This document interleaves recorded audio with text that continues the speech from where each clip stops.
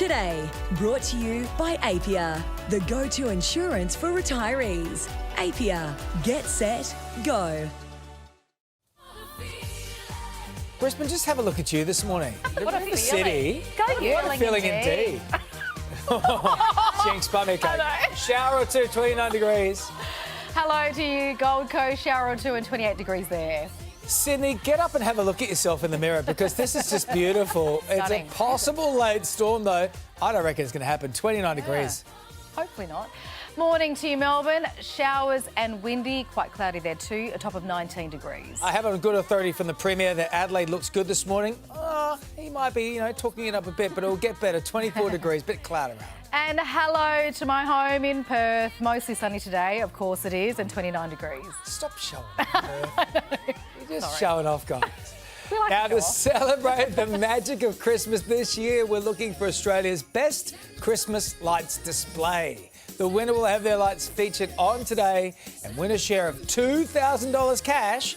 And if you think you have what it takes, scan the QR code on the screen right now or go to todayshow.com.au and upload a video of your Christmas lights for your chance to win. This is your chance to be a proper, Chevy Chase, like full on, deck the house out. But you don't want to be falling off the roof or anything like that. Well, You don't want to have the clumsiness of Please a Chevy light your house safely, is what Tracy's saying. Yes. But I was driving in this morning and it was really dark and I saw my first, decent, okay, that house is going for it. You were flashed this morning. I was flashed. What I was saying was, thank you, Lara, for putting it in a more beautiful way.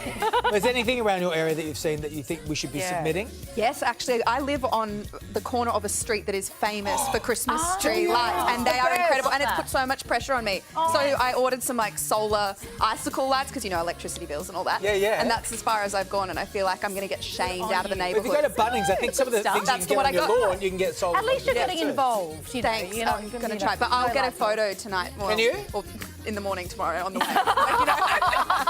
They won't be shining right now, darling. But also, how great when you can have a baby as well. You can just walk them down the street. The neighbours have done all the hard work this week. Oh, it's so lovely. At Halloween, it was a little sketchy though. I had to hide and lock the gate and everything, because it's like if you're not decorated and you don't have all the treats, everyone expects it. Yeah. I'm that neighbour.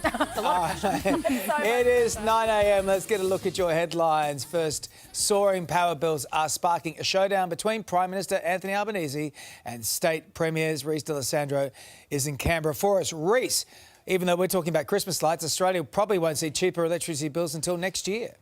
Yeah, that's right, DC. The federal government has vowed to intervene in the energy market to bring prices down, but it could be up to 12 months before any intervention flows through to household power bills. There are two ways the federal government is trying to stem the increases: coal and gas. On gas, the PM is expected to push ahead with a new code of conduct for gas producers set to regulate the profits of domestic gas sales. But when it comes to coal, Anthony Albanese needs the cooperation of the state premiers, and at this point, it would seem he doesn't have it. New South Wales Premier Dominic Perrottet and Queensland Premier Anastasia Palaszczuk are reportedly maintaining their positions. They will reject the federal government's coal price cap proposal unless power generators and producers are adequately compensated.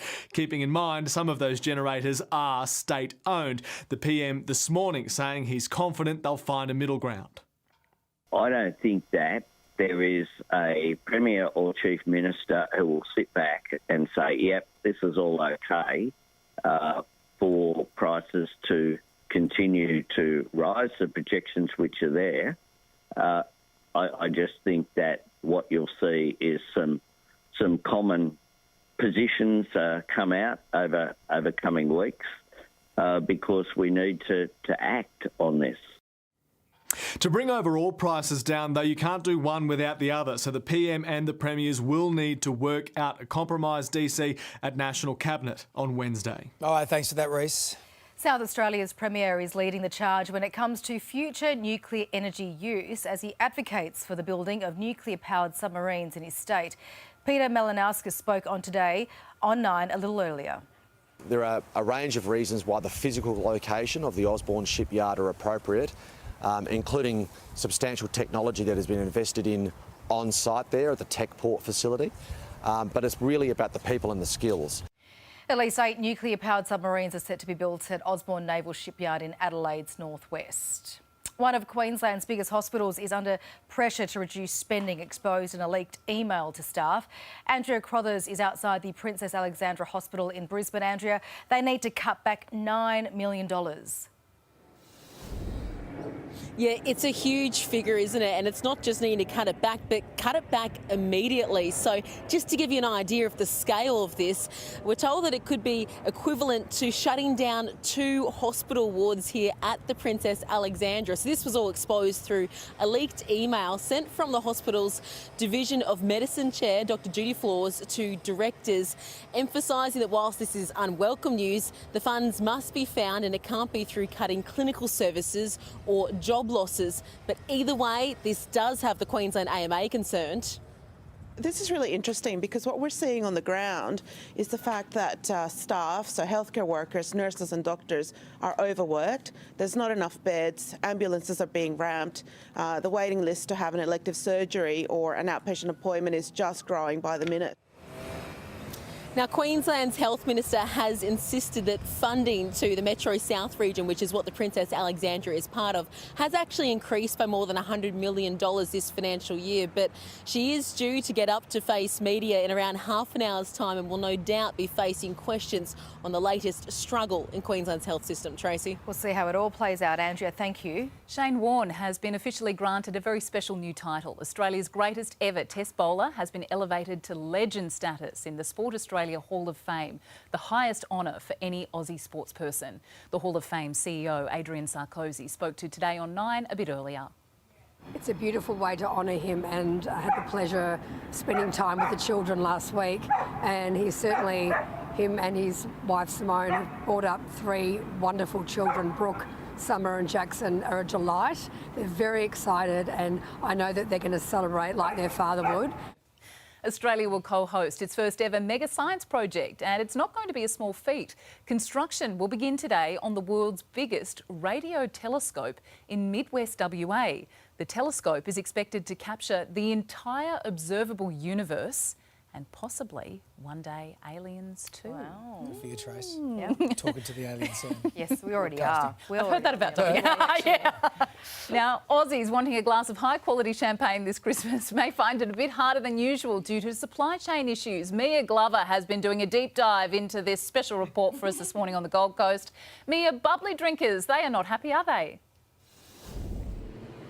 No, they're not, Lara. Not happy, Jan, one bit. And this is going to really affect all those fancy pants out there right across the country. And that is because those top-notch brands, those Moet, the Bollinger, the Verve, well, they're all in short supply in the lead up to the festive season. There's a few reasons for this.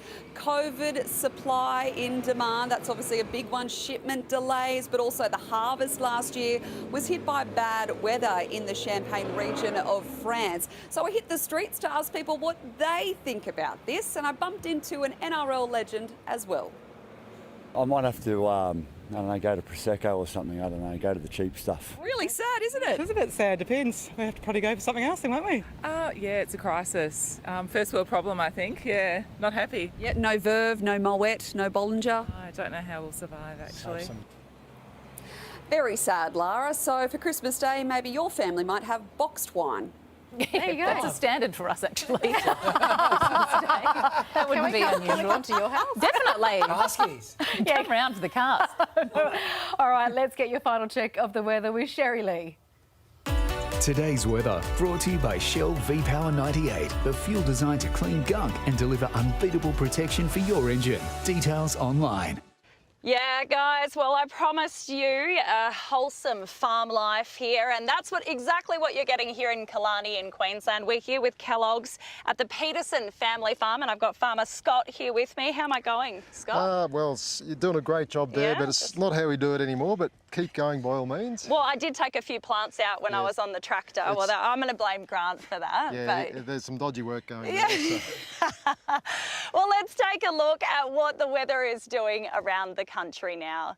In Cairns, we are expecting a mostly sunny day, a top of 33 degrees. Brisbane, a couple of showers, a top of 29. Sydney, a possible late storm, 29 degrees. Canberra, showers and maybe a storm as well, 28. Melbourne, showers, windy, a top of 19 degrees. Wet in Hobart, 16 degrees. Adelaide, partly cloudy and a top of 24. And Perth, we're looking at a mostly sunny day and a top of 29 degrees. Well, I can't forget our special guest here, Grant. We've really got this wholesome farm thing going on here, farm to plate situation. But it is all about sustainability farming these days, isn't it? Absolutely. Of course it is. It has to be. You know, it's World Soil Day, and that's why we're here with Kellogg's with their Cool Soil Initiative. Well, that's a fun fact. It's about working with Australian farmers, exactly, to do better, because we have to do better. You know, our environment is so important. What would we be without our farmers? Well, we'd be starving to start with, because they feed us for every meal. And they've had it tough. You know, they've had the worst drought in living memory, then we've had the horrific fire season of 2020, and then, you know, floods all over the country at the moment. So we must do better, but we can do better with better practices. And, you know, soil can be part of the solution as well, because you know how carbon is such a bad problem up in the air? Well, we bring it down and we store it in the soil, and it makes the soil better. You don't need as much water, the plants grow better, they're healthier, because plants, trees and corn, when they breathe in the air, they take the carbon, they secrete it into the soil, that fills it full of minerals, and that makes the plants grow better. So you know that whatever you're putting in your tummy at the end of the day when you eat your cereal, like Amber is here with her cornflakes, you know it's the best it can possibly be. How wonderful is that? And well, let's just introduce little Amber here. She is the fifth generation of the Peterson family and the farm here. But thank you so much for joining us today, Grant. My pleasure. Tomorrow we're heading to Brunswick Heads, which I'm very excited about. But see, I told you, hey, gonna get my hands dirty. I'll see you guys tomorrow. Smell the goodness. So, let me smell. So soily. Oh, yeah. Have a taste. I like the fact that Sherry left it to the very last moment to get her hands dirty. But they're having way too much fun there. Well, they're a good Touching combination. and smelling and who knows what else they're doing this morning. I hope that's it. Yeah, I hope The so. soil. Okay, this morning we've been talking about the things people have left behind in taxis after 1-3 Cabs revealed brand new TVs, racing bikes, clown costumes and even a prosthetic leg have all been forgotten this year. So what we did, we asked you what's the strangest things that you've either found or that you left behind in a taxi cab. Here's what you had to say. Jay says, I found a baby once when I used to drive cabs. A passenger just forgot their babies was in the baby seat. That's a big one. I hope you returned it, Jay. Baby brain is a real thing. Yeah, baby brain is for real. Well, Natalie found a Swarovski necklace still in the bag. Don't want to miss out on that. Ben says, I left a lot of meat pies in a taxi once after a night out. Oh, I know what he means now. At least the driver got a good tip. I thought he was buying some... It's the other way. That driver would not be happy. And Jody finally found a Christmas ham. Wow. Don't know if I'd be claiming that one. Yeah, no, just a ham. Anyway, it's great to have your company this morning. There's only one way this show could get any better, and that's with the next show. Today Extra with Belinda and Tim. Hi, guys. I'm a little confused. I mean, you guys are there, we're here. Grant Daniels on Channel 9. What's going on? What is going on? The silly season. Yes. It's officially here. Thank you so much, Thanks, guys. And welcome, Tim. Thank you very much, Belinda. Yeah, Did you nice enjoy sleeping this morning? I really did, yeah. And after seeing that as well, I need to take more trips in cabs too. My life is not interesting Well, enough. at least you don't have to get your hands dirty this morning. Excellent. Looking forward We to have got a great show coming up for you. A landlord's market, little relief for renters as tight vacancy rates leave thousands of desperate Aussies homeless. This morning, the crucial advice you need. Plus, the world's biggest outback telescope built right here on home soil. A rare glimpse into space and time, capturing the entire universe and maybe even a couple of aliens as well.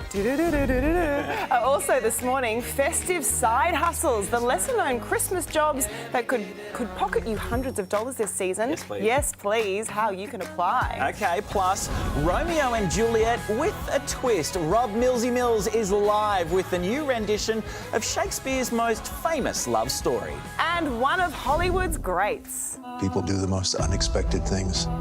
Most murders happen in the heat of the moment, but I promise you, the truth is going to catch up. Yeah, we catch up with the one and only Alfred Molina, why he's trading Spider-Man for a creepy new crime show this Monday, the 5th of December, 2022. Yes, it is wonderful to have your company this morning. But first, tenants across Australia are battling to find a home. A new report by Domain showing rental vacancies have dropped to record